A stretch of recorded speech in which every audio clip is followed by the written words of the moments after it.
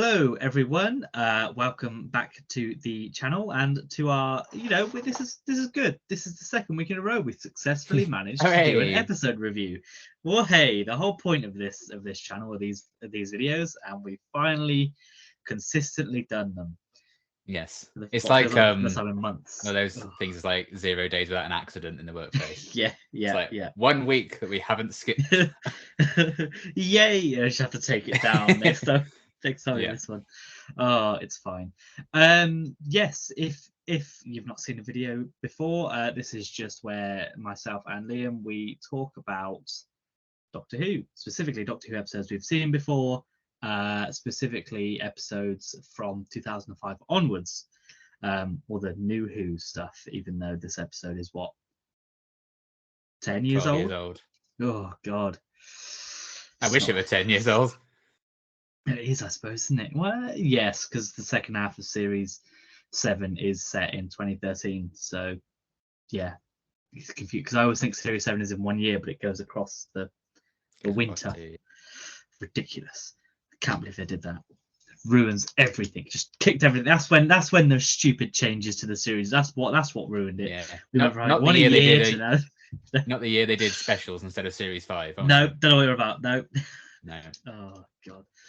Anyway, yes, so we've been watching these episodes for quite a while now, and we have made it to the second half of series 6, episode 8. Wow, what an episode! Let's kill Hitler. So what Lovely. about the episode, Connor? What's the episode called? It's called Average. Yeah. Can't argue with that. Thanks for watching. Yep. See you later. No, this is the the series restart after they had a little summer hiatus at the time. We left the Doctor going to find River Song. We left Amy and Rory on Demon's Run. So I'm very excited to see how they all got on and how and what they did in the. Nope, we're straight into Ledworth again. It's part 2. Hooray. We're skipping ahead. Yeah, we are skipping ahead, as Moffat likes to do, which is fair enough. Obviously nothing interesting happened between them getting off Demon's Run with no TARDIS. Do you want to see more of Amy waiting? She's already done that loads. Yeah, it's true. Yeah, you're not wrong. And she do you want to see the Doctor not find Melody? Fine. Yeah, it's true. But yes, this one starts with Amy and Rory sort of contacting the Doctor, trying to track the Doctor down. To ask where their child has gone, which I think is a fair question to ask. We're retroactively introduced to Amy and Rory's best friend, Mel's, yeah. Who's always been there, guys. She's always been there. She has always been there. Yep. Being gaslit into being told that she's there. And yeah, Mel's is quirky, and she basically steals the TARDIS and the Doctor to go and kill Hitler because it's a time machine.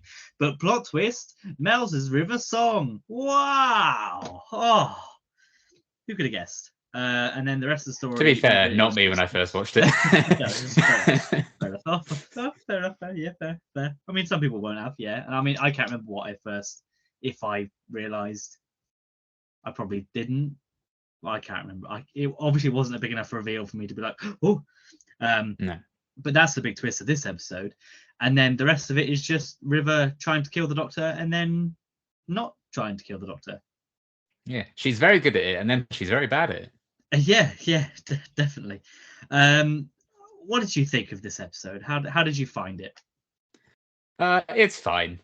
I think we kind of, from what I remember talking about, our expectations for this one last week, I think it just kind of met them really. It's never been one of my favorites, never been a standout. I think there are worse episodes that are just fine. I think there are better episodes that are just fine. But yeah, this is, I think, the pinpoint of where the fandom are like, this isn't the where I wanted the story to go. This isn't what I wanted this origin story to be, so therefore it's bad. I feel like this is where that very bad mindset kind of starts from. Yeah. And I think it's fair enough if you don't like it, but to say like this is a bad episode, this is the worst episode of Doctor Who, I think you're kind of reaching there. But yeah, it's okay. I had some fun with it. I think the actors are clearly having fun with it, as we can talk about in my positives a bit later on. I think what maybe more so lets it down is the villain of it really is the Silence again and what they've done to River, but we don't see them. And outside of that, it's really like the Tesselector, which I think is kind of an underwhelming introduction to them and like their antibodies. Not the best villain monster of the week that we've kind of had. But the crux of it is River's origin story. I like pretty much what they did with that. Either people complain that this should have been a two-part and really expanded on this origin, but they also say, well, they focus too much on River Song this series. I'm like, what do you want then? Do you want it a two-part or not? But I think as an origin goes, it's fine. I think we kind of found out all the key things we needed to, and of course, this is River at the very beginning, so of course she's not going to instantly be the River Song that we met in the library and all of that jazz. So yeah, it's okay, kind of what I expected. Not going to look back at it as like this is an absolute standout of Series 6 or Doctor Who in general or the Moffat era. It did what it needed to do. I think I'd happily never watch it again, but yeah, it was just there. I'm glad I didn't hate it, but I can't say I particularly loved it. Yeah, I think that's fair for me. I think there are things in there that I do like, which obviously we have positives and negatives. So there are definitely things in there that I do like. I have some issues, some character issues, some plot issues, naturally. But overall it's fine. I think there are some good moments, and there are some not bad moments, but not so great moments, and some things that done, I think, that overstay their welcome a little bit. Certain scenes don't need to be in there and all that kind of thing. But we'll come on to that. We'll get into more specifics now. Now, I'm pretty sure you did go first last week, so I'm going to go first this week. Okay. My first one is Arthur Darvill and Rory. Rory's one of my bonus ones. Yeah, he was a surprise for me. Absolute king this week. I didn't expect him to have as much in this as he did, and I didn't expect him to be as sassy and as funny as he was in this. I think he was. Quiz? What kind of quiz? Right? There's that one. It's one the guy on the Tesselector on the motorcycle comes out and he just hi, he just hits him. Yeah, punches him. He punches Hitler. Like not many people can say they punch Hitler. And then when he's like inside his wife, he's like, I'm trying not to think of this as a metaphor. And I think he's so understated in this episode because he's not the focus. River's the focus, even to some extent Amy's the focus, being the mum and all that kind of thing. Rory's could have just been a side character that just sort of tagged along and didn't do much. But he adds a lot of the comedy in this episode, which I think is needed considering a lot of the other stuff. The main issue of this episode is the Doctor dying. I think Rory adds a lot of the humor in this, and I think more so he's my main positive because it was just a surprise. I didn't expect to enjoy Rory in this episode as much as I did. I couldn't remember that much of him being in this. So for him to stand out as much as he did, I think is great. And Arthur Darvill is great. He had a serious kind of episode last week, and this week he kind of just he's so calm and funny. And I said last week he was at this peak, but I think these two episodes definitely are peak Rory Williams. This is where we want him now for the rest of it. Gon is the bumbling idiot of Series 5. I think the flashback also helps showing that growth in this one. Seeing kind of 100%. How shy and timid he was, even as a little boy. They cast young Rory so well, I think. I love that little kid. Adorable. Poor boy. I did put it a number of times. Poor Rory. He's like, poor Rory. Bless him. It got the in the end. Maybe that's the point, is that they sort of show, and it's not just flashbacks to like 11th Hour and things like that. It's flashbacks to when they were younger, to things we didn't see, which makes it warranted. Although a lot of it is just to like shoehorn Mel and be like, oh, she was always there, but it does also add the depth. Better they justified it at the time rather than just saying, oh yeah, she was there. Yes, exactly. Like they're doing a Big Finish. by just saying, "Oh yeah, she's met all these stuff." By the way, Yeah, here you go. obviously. Obviously, you know. But yeah, I think Rory's just he was a surprise package in this one. Mm. And yeah, I'm very glad that he was there. Makes me glad that he didn't die in series 5. Finally, Yes. we've been rewarded. We sowed the precious Yay. rewards. So what is your first positive? Yes. I mean, again, this is my unspoken positive most of the time. But when an episode's weaker, and when Mhm. it's not my favorite, Mhm. you got to put him in, and it's my boy Matt Smith. Mhm. He's so good in this. I would not be surprised if he genuinely just stabbed himself so he looked like he was in pain for all the scenes Yep. when he was dying. Because my God, does that man sell dying? And also just that bit where he's like begging Melody to help him, you know, and help Amy and Rory and stuff. Oh, it's just so good. But he also has some very funny moments, like his response to the holograms and his kind of back and forth with Mel's near the start. His reaction to Hitler and all of that. You know, it's all very good. Him like shielding his eyes when River's like, "Hello, Benjamin," all of that stuff. So I like there's a good kind of mix of this. It's a very 11 chaotic energy episode. I think he's very chaotic in this, and we love him for it. And yeah, Matt Smith's fantastic in that as always. And there's just one. It was very near the end. It really caught me off guard. I think it's because he was back in his tweed outfit, and I was just used to watching the green for like 45 minutes. But it's when it cuts back to him after he says the doctor lies, when River, you know, she's passed out all over again. Just that shot there. I don't know what it is, but I'm like, wow, he really is the doctor in that shot. And I've always thought that. I'm like, that is just the doctor right there. So yeah, as always, you know, he's always great in this, and the doctor is always a good part, even in a not so good episode. It's always been the case. But yeah, I thought seeing a really vulnerable side to 11 in this case, especially seeing how, you know, angry and stuff he was getting the last one. This is a very different kind of vulnerable in this one. So I like that they're still showing lots of different layers to 11. And Matt Smith knocks out of the park as always. And he's a lot of fun to watch, even when I'm like, yeah, I'm not really interested in this Tessellect stuff. You know, you're still kind of having a good time with it. And, you know, you mentioned Rory and Arthur as well. I absolutely felt the same about him. I do remember this being regarded by the fans as like a good episode for Rory. So I, you know, those punching moments and everything is very good. And Rory was one of my bonus positives. So yeah, Matt Smith, as always, is very good, but particularly carrying an episode that maybe isn't my favorite, I think definitely worth a special shout out. Yeah, especially because, you know, at least a quarter of the episode he's spent by himself in the TARDIS, you know, yeah, sort of doing things himself. Talking to literally nothing. Yeah, exactly. Yeah, that's fair enough. He's not one of my main positives, but as always, he is one of the bonus ones. And I think it's definitely earned this week. For sure.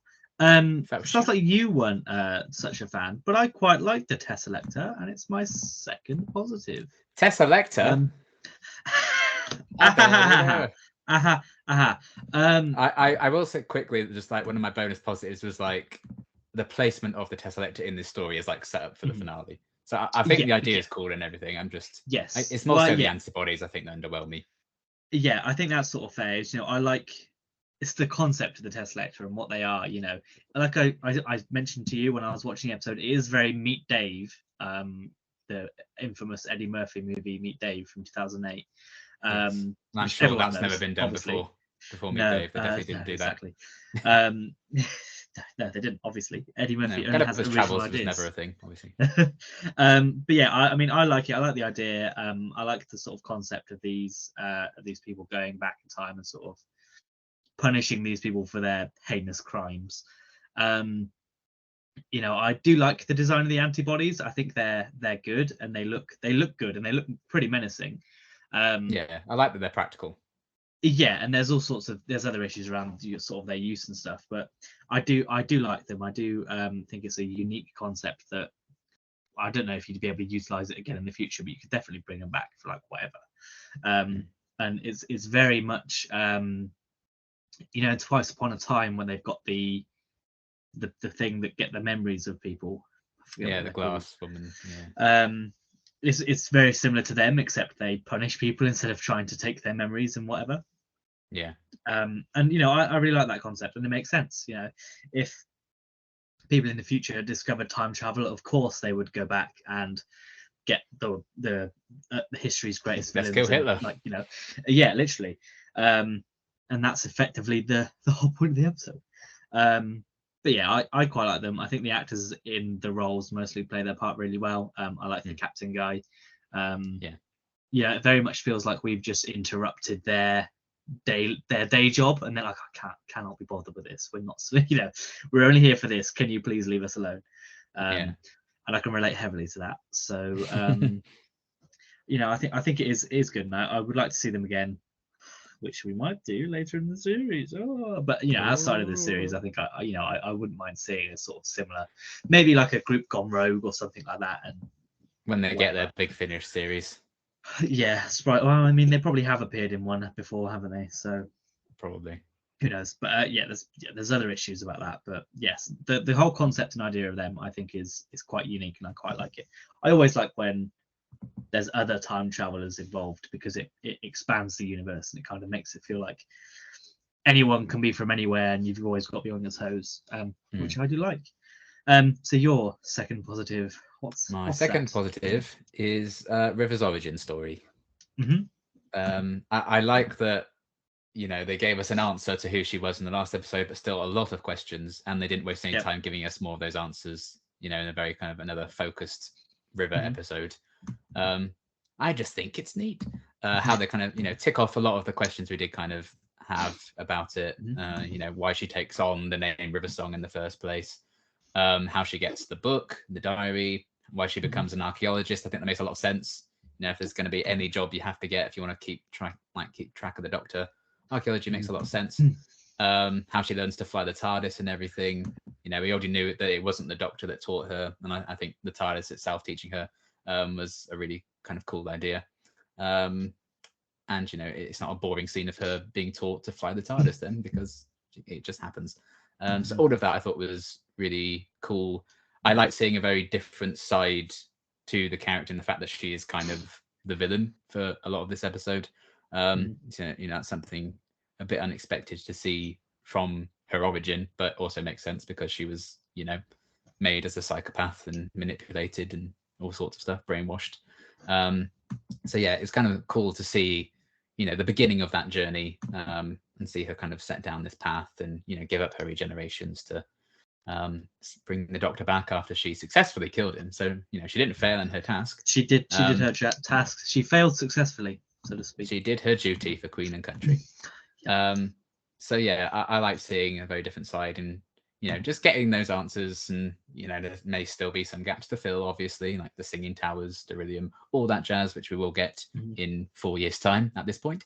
But yeah, I do like that. They didn't make us wait a whole other half of the series before okay, and now here's some more answers about River. I think it kind of helps to have the first episode back, give us some more of those answers, and then you can send on your way and have a bit room to breathe. And it's not like, they say this era is very, very arc and plot heavy, to its detriment at times, but it's really not when you consider the pacing of this, because now we just have some more standard adventures until the finale. So I like that they kind of bundle all that in there. And if you're not a fan of the River arc and all that story, I think it's nice for them to just give you maybe one very focused episode that you may not have liked, rather than spacing little bits out across an entire season, which may taint it for you. So I think in terms of the placement and the planning of that arc, I think it works very well. And it's just cool to get those answers. Even now, I like seeing the brand new book on her desk and seeing her start to become a professor. All of that, from things we know are going to happen, to see where it all starts, I think is a very satisfying kind of story beat. Especially because now that we're at the point where we're getting answers about her as a viewer, after you've been watching her at this point for 3 years, to be getting some answers, I think it's a very rewarding and satisfying experience. So I like her origin story for the most part.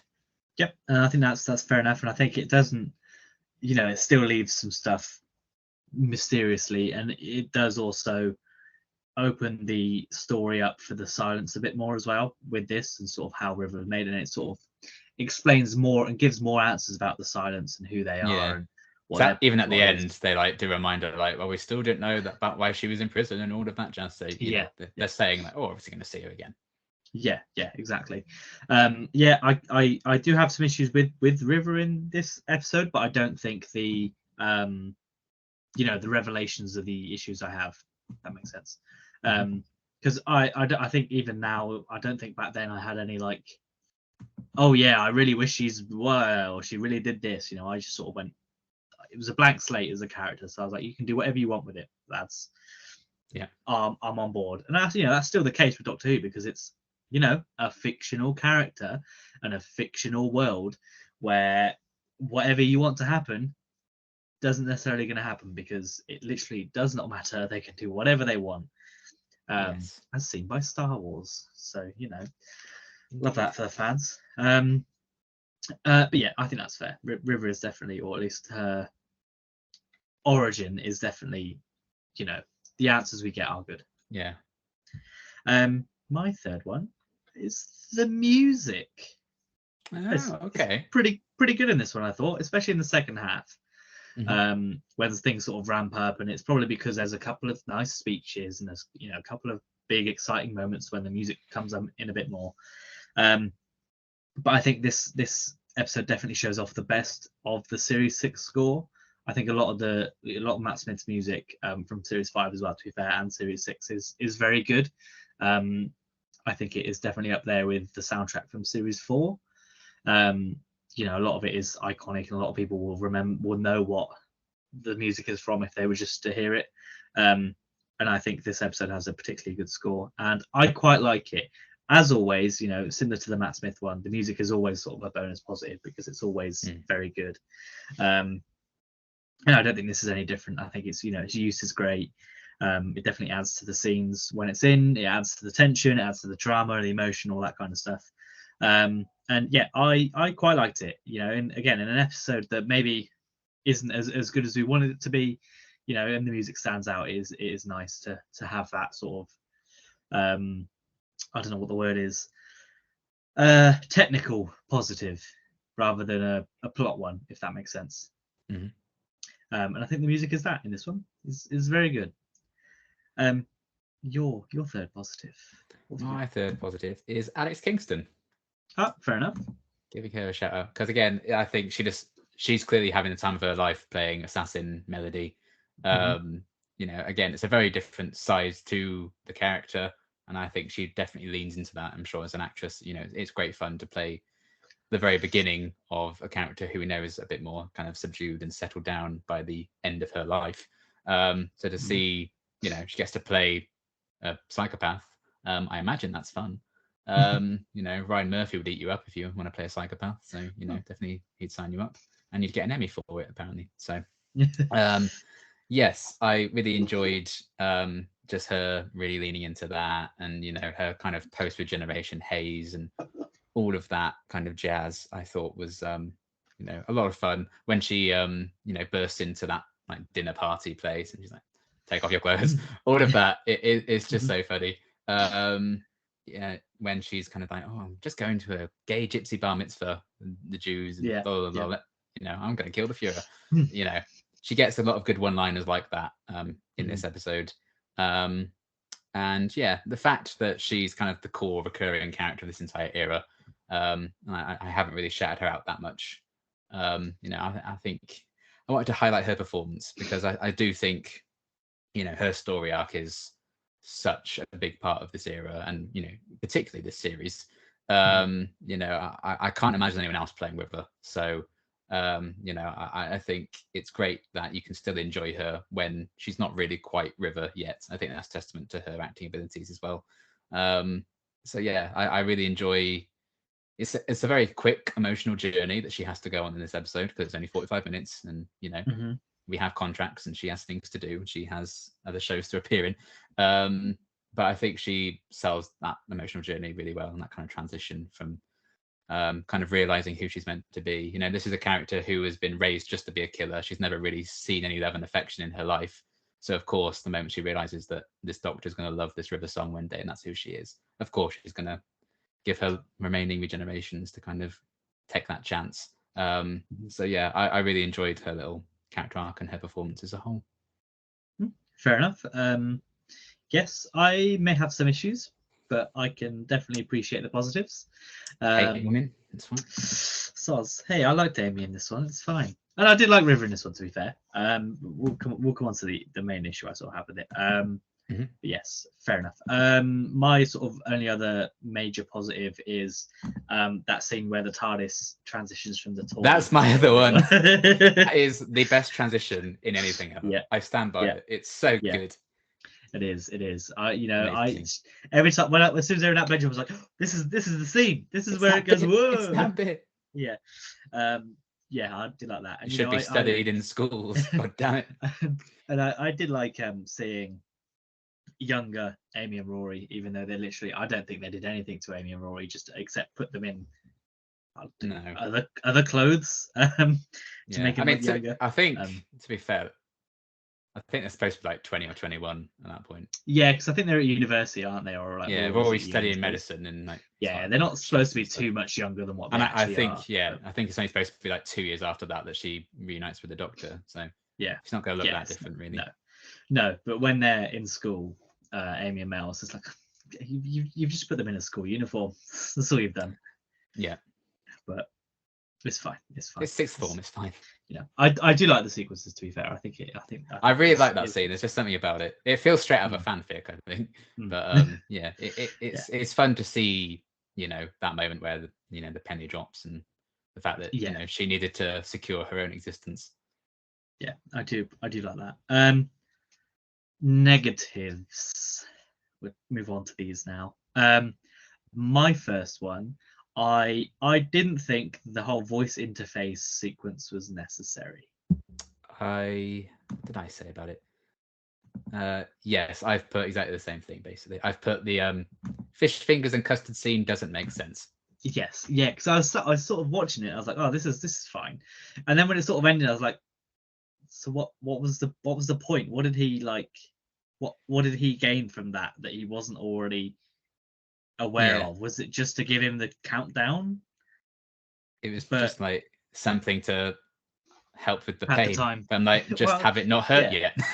Yeah, I was like, well, how about instead of having this whole thing, you try and find a solution first. I do like when it is you're just skipping over the 31 minutes when I'm absolutely fine. That's a great line. But I don't think the scene's just worth that one line. Yeah, I don't Especially think for how long it is. It's Yeah. there so people can go, oh, it's Rose, that's Martha, Yeah. it's Donna. Yeah. This is a 10 out of 10. Yeah. I was like, I do appreciate that he admits that he treated Martha like shit, but Finally. that's one incarnation too late, Sonny. Literally. But yeah, I just think it was just it didn't play a big role. Especially because it was just like a voice. So I'm like, is this the TARDIS being this petty, or is it just, I don't get who's supposed to be replying to him, whether it's a computer or whether it's the TARDIS or if it's I don't know what the situation was. Yeah, I felt the TARDIS would be a lot kinder to him right from the off. So I'm like, what is it then? Yeah, and it would know not to be like, oh, you've only got 32. It wouldn't be that repetitive. And then when it turns around, it's like fish fingers and custard. I'm like, but you are just a hologrammy interface thing, right? Yeah. So what does that mean? Make up your mind. What one are you? What one are you? Are you AI with? Have you got some brains there? What's happening? But yeah, unnecessary.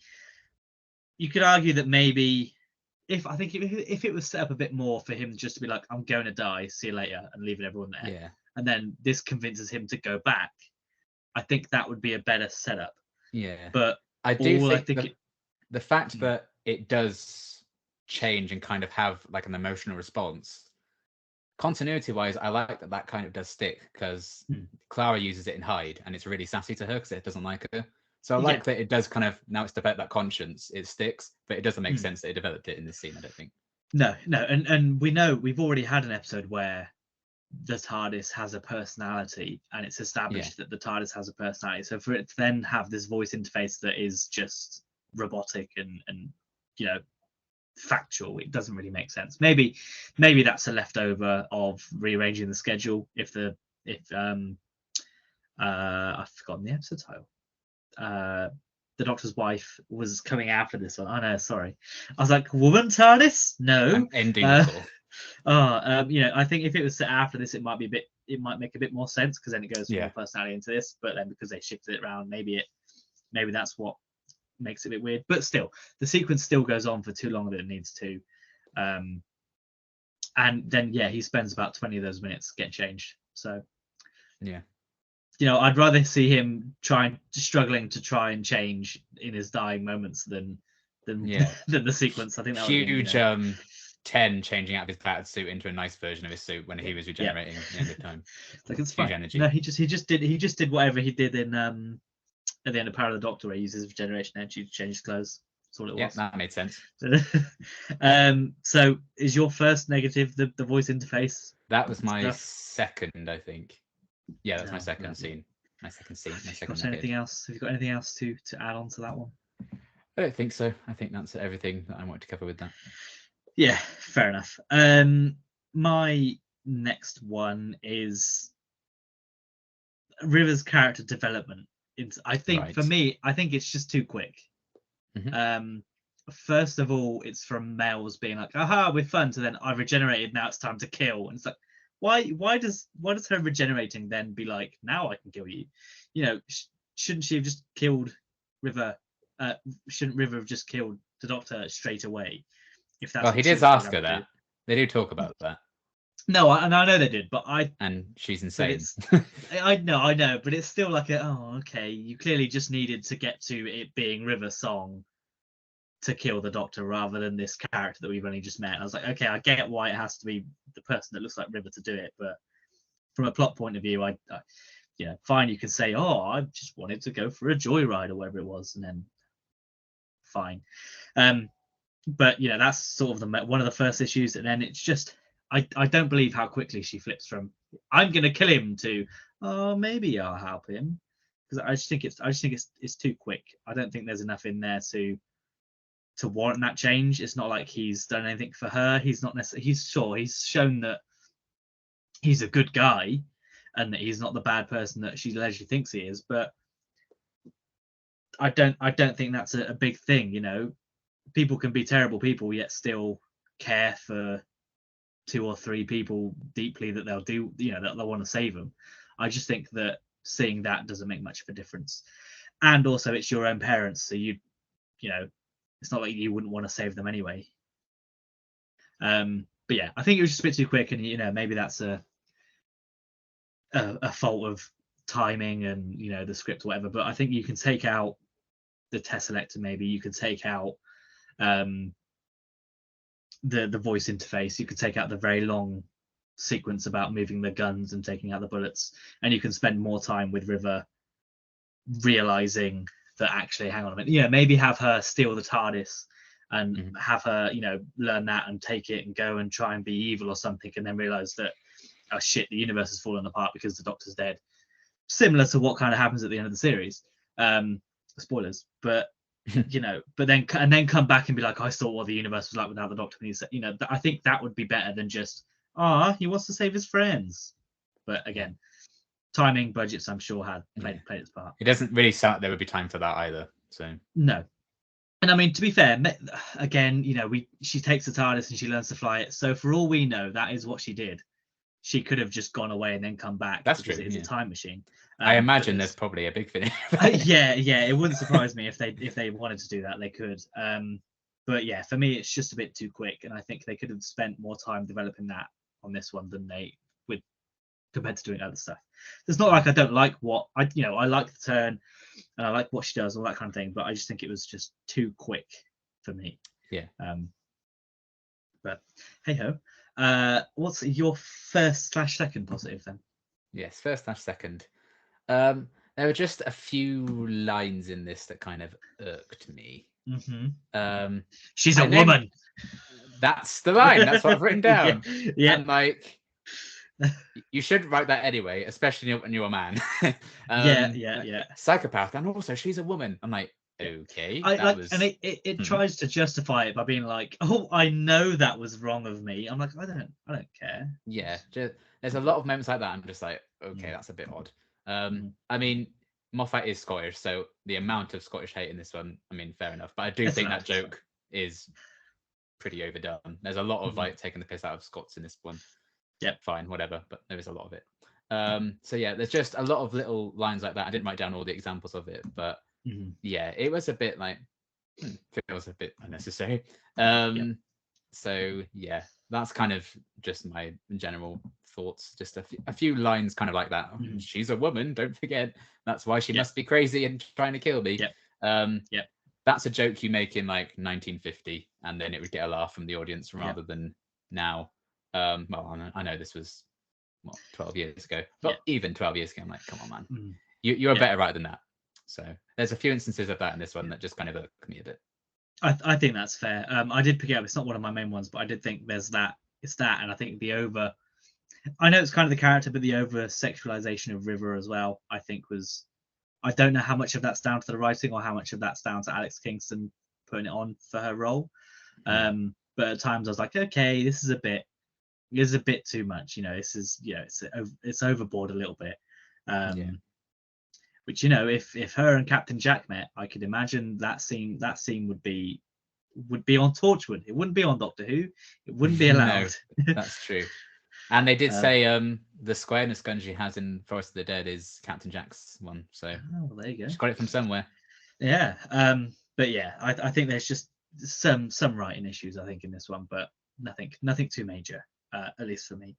And sort of my third one, it's a lot. I haven't really got a main third one. I've just got a few nitpicks that come from. I've already spoken about the gun scene. I think it just goes on too long. It's like it was very. You can tell that Moffat's doing Sherlock at the same time because it's very much a Sherlock moment. Yeah, it's like that bit in 11th Hour. They just don't do that enough, I think, to be like, oh, no, okay. It's a thing, yeah. Especially when River first gets the gun, there's no point where you see it because she can't reach that gun from how she's normally stood. She has to like lean down to get it. Like, there's no way you could have done that. Yeah. You can barely get away with the Doctor being like, "Oh, I took the bullets out." Well, that's fine. Yeah, I will also say the guy who directed this is his directorial debut. TV. I don't think it's so maybe that also leans into it. I just think the choice to do that, a sequence like that, maybe he didn't need to shoot it like that. No, maybe. But I think ultimately the sequence doesn't necessarily need to be in there in the first place, and you don't need a double gun fake out. Just have the one. Just have one be like, oh, the gun. There's no need to have both guns cause an issue. But that is what it is. The other one is just why not just re-sonic the antibody controls once everyone's gone? I'm pretty sure Amy still has a sonic, doesn't she? Yeah. So just go, oh, we're fine now, and then you've solved your problem. Yeah. Yep. I don't know. Maybe too busy running away. Maybe once it's broken, it can't be repaired. Maybe. They could have at least shown her try that, and like, oh no, it doesn't work. Yeah. Oh, we're gonna die now. Something like that. I think Amy and Rory move on too quickly after they realise that they're never going to see their child again. As a child. Yeah. They just kind of go, oh well, guess we raised her, and then just leave. I'm like, that's not the same thing, guys. It's not the same thing as actually being a parent. No. But I get it. That's a pretty deep thing to have. A pretty deep, and they kind of hint towards some stuff in Asylum of the Daleks anyway, which I think expands on it a little bit better than they could have if they rushed it into this one.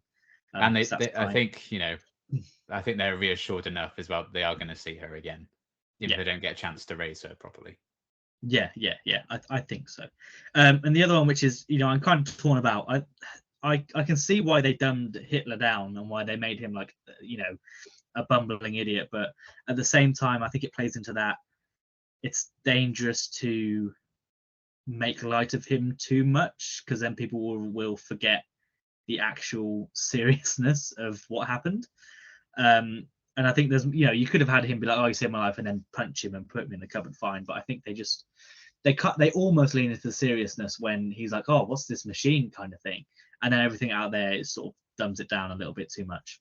I think they could have had a chance to. I know he's in the title, but I know he's not the focus. But it kind of played it a little bit too funny, I think, for me, when you consider the atrocities that happened. I think it was just a bit too.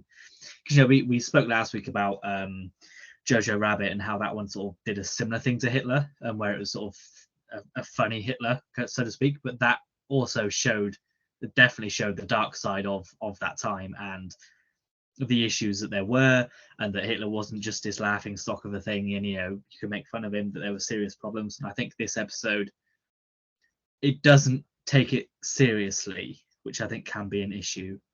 If it was done a bit more than it was, I think it's just borderline on this one. But I think it runs the risk of being, it's as if we were watching Rosa and they were just making light of the whole segregation issue. I think it's a bit, if Hitler it's a fine line. If Hitler was the villain of the episode, I think I would Yeah. see that point. If that was just all they did with him, but Yeah, I think he's in it for literally like 2 minutes of screen time. yeah. I'd rather him just be a small bumbling idiot and be like, "Hey kids, ask your parents about this when you're watching Doctor Who." Yeah. I think like I said, it's borderline. I think if they did it a bit more, then I'd be more concerned. But I don't know. For this one, I think it just rubbed me up the wrong way. But it's fine. We never see Hitler again. So both in real life and in the show. Yeah, and we did for a moment see him get given hell. So that's also nice.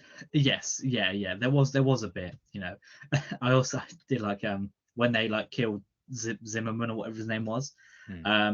They're like, "Oh, let the antibodies have him," and the people like share a look as if, "Oh, should we do that?" I'm like, "He's a Nazi, guys. You can do that. It's guys, fine." Please. They're in the next bunch of people anyway. Yeah, too.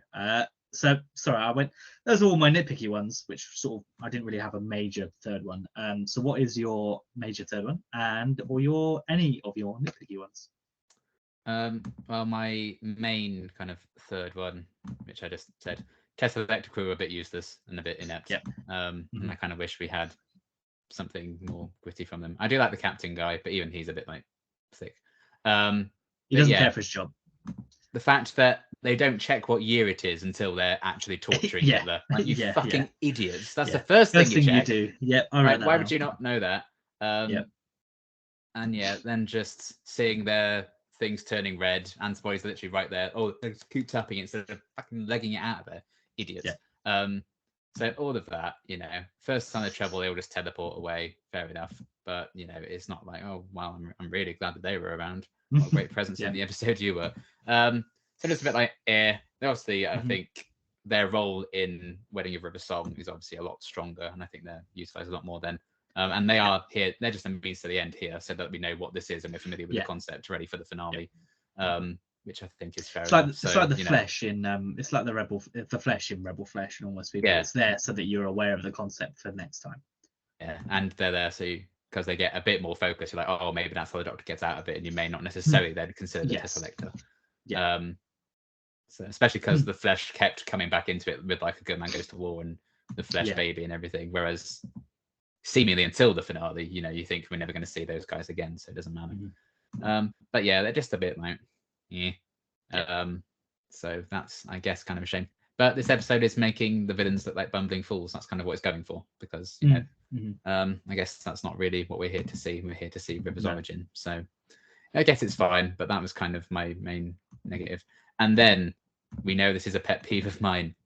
When they flash back to them kissing, I wrote literally that just, and he does that anyway. That is enough. Him doing that, like, oh shit. But like that happened like a minute ago. You don't need to do that. The other flashbacks that they went to, fair enough. I think they all worked, but that one, like, so unnecessary when it just happened like a minute ago. You don't need to do this.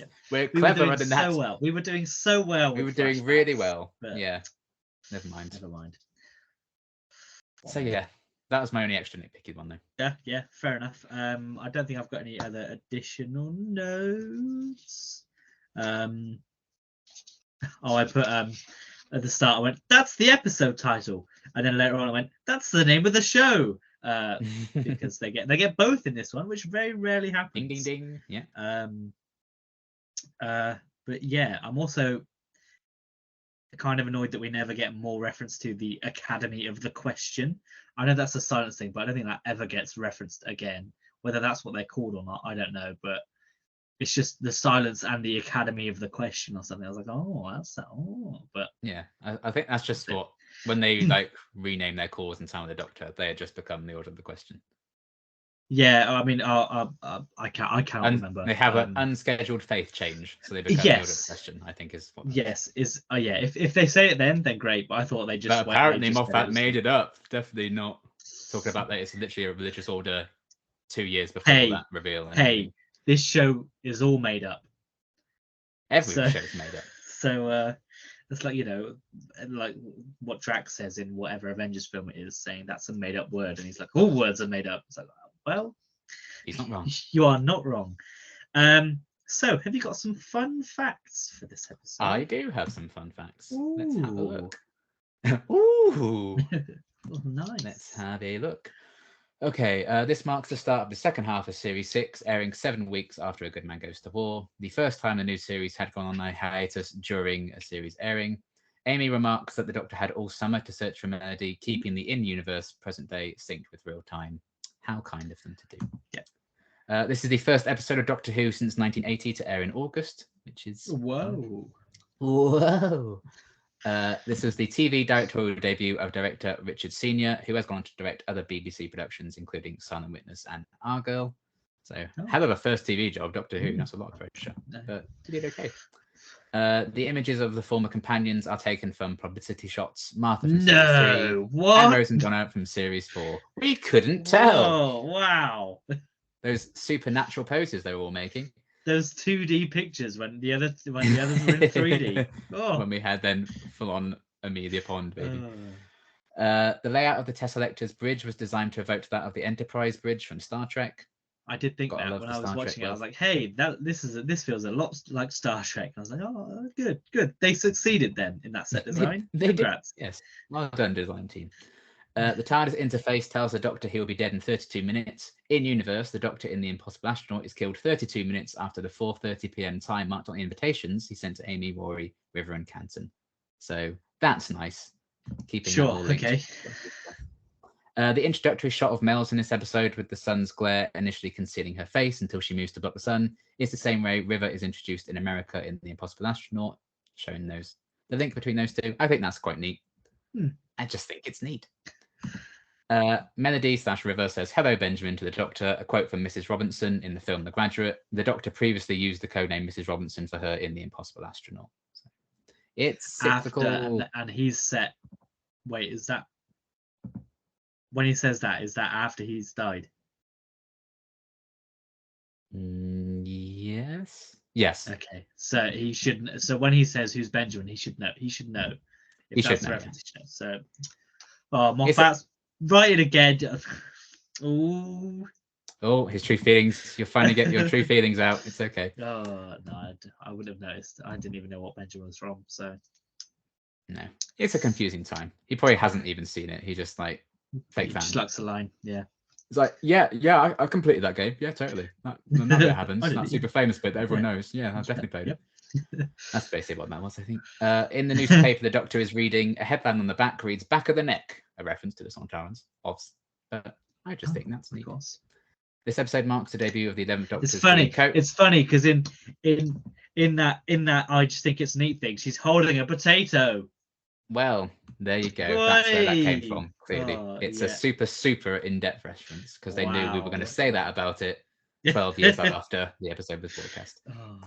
This episode marks the debut of the 11th Doctor's green coat, which he wears for the majority for the rest of season 6. And I'm glad it disappears, even though I like green because it's my least favorite outfit of his. That wasn't part of the fun fact. That was my personal fact. The Fourth Doctor previously told Eldrad about the state of temporal grace, meaning weapons can't be used in the TARDIS in the Hand of Fear. When this was shown to not be the case in Arc of Infinity, the Fifth Doctor remarked that everybody's perfect. So I like that that's a bit of continuity there. I just think it's neat. Professor Candy, who is seen talking to River at the end of the episode about archaeology, was introduced in the short story Continuity Errors 15 years earlier in a Doctor Who comic, making this the first televised appearance of a character introduced elsewhere. Sorry about it, Beep the Meat. Mel's has the first on-screen regeneration where they wear short sleeves, answering the fan debate as to whether the whole body gives off regeneration energy or just the head and hands. So that's also nice. Certainly was a debate. I mean, it genuinely was, and I don't know why. Why would it just be the head and hands then? Anyway. And then finally, the original broadcast of this episode on BBC America featured an extended scene shown during an ad break sponsored by AT&T. Written by Moffat, it was an extension of the motorcycle sequence with Amy and Rory presented in a motion comic format. Lasting for 60 seconds and produced by Double Barrel Motion Labs, the scene was never broadcast again or outside of the US. So Oh. sad times. It's probably on Okay. YouTube, maybe. I don't know. Definitely is. It's a thing that happened, I guess. So there you go. How strange. Very strange. Lovely. Cool. The same. Are we all? Oh yes. Oh god. Well, before the internet completely gives out, because naturally it will eventually. Yep. What are you giving this episode out of 10? It's a good question, Connor. Let's see. I prefer it to Gangers. I think I will go 6.5. Same. That's exactly what I've Hey, got. God, that's 2 in a row. We've got exactly the same, isn't it? Did we give last week the same I as think well? we did actually. Yeah, we both gave it a 9, didn't Whoa. we? Wow, what a start to the year we're having. God. My God. Will that Incredible. continue with Night Terrors? Stay tuned to find out. I don't know. That'll be I mean, interesting. we've had a really good episode. We've had an okay episode, and we've agreed on them both. So maybe it's just a brand new start. God. But yes, as Liam just said, Night Terrors is next. Creepy dolls and a scared child. What are your thoughts? What do you remember? What are you looking forward to? Those dolls can fuck off is my initial thought. The laugh as well. They're At the end of so that scary. next time was like, oh, please And when no. they transform people into them. Oh yeah. No, thank you. Yeah. So I do look forward to them being creepy and scary and awful. It's a cool kind of idea for an episode, I think. But yeah, I remember Amy and Rory aren't really in this one much. So obviously this Until is supposed to air into dolls, or Amy gets until Amy gets turned into a doll. Yeah. And obviously this was originally supposed to air in the place of Curse of the Black Spot, so that's obviously going to be affected by it. Because they had to cut out a Madame Kovarian cameo.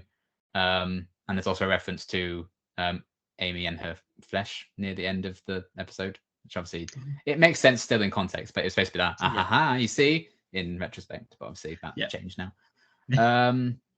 There's that guy who gets sucked into the floor and he's like, "Help me, my dog." Oh, the dog. Is it Bruce or something? Like, it's like Bruce or something, isn't it? So that'd be funny. And the old lady getting sucked into the bin bags.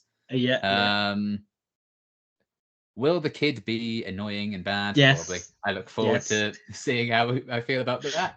Are you here to save me from the monsters? Have you come to take me away? Yes, George, we have. But yeah, I think as like a concept and idea for the episode getting stuck in the doll's house, it's really cool. I've always liked the episode well enough. Again, it's not like an absolute standout favorite. But the dolls, I think, are a really, really cool, creepy monster. So I'm looking forward to seeing how they hold up and how the episode in general kind of stands. It'd be nice to just have, a self-contained episode again. After the last couple, been very plot heavy. So yeah, we'll see how it goes. I remember liking Daniel Mason a lot. He plays, I think his name is Alex, the main guy. I think him and Matt Smith bounce off each other really well, but Matt Smith bounces off everyone well, really, in Doctor Who. So yeah, I'm excited to see exactly how it all plays out and what goes down. I remember the big twist with the boy, but I don't really remember exactly what fills 45 minutes. So I am looking forward to checking this one out, even if it won't be a favourite. I'm willing to be pleasantly surprised, but I would rather we just go to the girl who waited. However, that's not going to be the case. No, unfortunately not. We have to go through this one first. I mean, this is again, another Monster of the Week one. So I am intrigued. It's been a while since I've seen it because, again, I think it's just one of those episodes where you don't think, oh yeah, I'm going to sit down and watch Night Terrors. So it's been a while since I've seen it, so I'm very intrigued. TikTok goes the clock. I'd rather we didn't. But I definitely think the dolls are going to be the highlight Probably of next week. But yeah, I'm intrigued to see what, if anything, surprises me like this week. But who knows? We should be back with Night Terrors next week, unless something massive drops in Doctor Who news wise. Who knows? Something might. Will they add more skins to Fall Guys? Who knows? Yeah, maybe. We must simply talk about it if they do. But they are still filming in and around the southwest. I think they're in Bristol today at time of recording, filming. They've been filming in Cardiff as well. Cardiff and Newport and all that kind of stuff, I think, recently. So I'm sure we'll do a big roundup of set leaks and rumors and all that kind of stuff in the future. But yeah, unless anything big drops in the next week, we should be back next weekend with Night Terrors. Okay, goodbye. Sweet dreams.